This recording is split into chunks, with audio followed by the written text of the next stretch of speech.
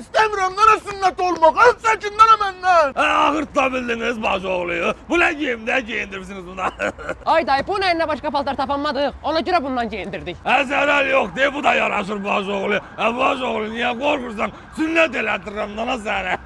Ey ay dayı neçə vaxtı qaçaq idim. Axır bu gün yakalandım. Dedim dayı bu ne oyun? Dedik senin sünnet oyun. Bırak bana. Ay halal de bacıoğlu. Belə şeylə bir el havası düşür. Salın görək ya.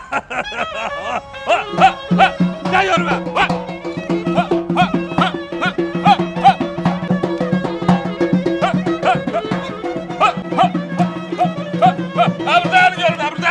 Buradan görmə. Bacıoğlu.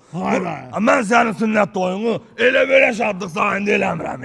Badi-səvad eləyirəm. Burada toy eləyən cütlülərə şadlıq sarayı tərəfindən bəy gəlin maşını, onun bəzədilməsi, çalgıçılar, populyar müğənnilər, dekor, show proqram və Qubada alma bağlarına 3 günlük balaya hədiyyə olunur. Bax belə bacıoğlu. Ay dayı burada toy eləyən cütlüklere ne kadar şeyler hediye elirmişler. Bak görürsən. Ay dayı bana söz ver ben büyük toyumda burada eləyəcəm. Sana söz verirəm bacıoğlu. Hoş gəlmişsiniz əziz qonaqlar. Bugün Aliqarx dayının bacıoğlusunun sünnət toyudur. Biz onu səhnəyə dəvət edirik.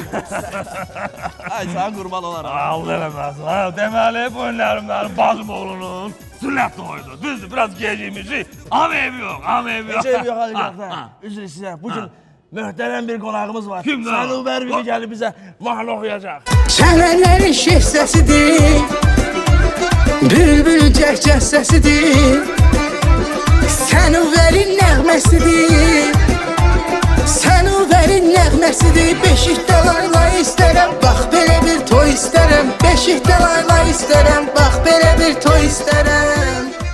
Aliqarx dayı, eşitdim sizin bacıoğluya hədiyyəniz var. Hədiyyənizi verin, dəlləri çağıraq gəlsin. Bəri ver görüm, dəlləyə zad nədir? Mənim bacım oğluna hədiyyəm odur ki, mən bacım oğlunu dəlləyə zad əmanət eləyənməzdim. Ona görə Yaponiyadan samuray gətirmişəm. Samuray, özümü göstər.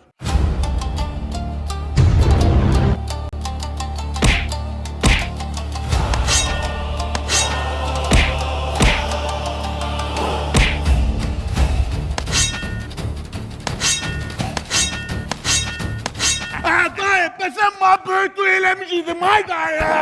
Araya qaçsınız, gəlin lan narahat olmayın. Öz samurayımızla. İnan can dodağına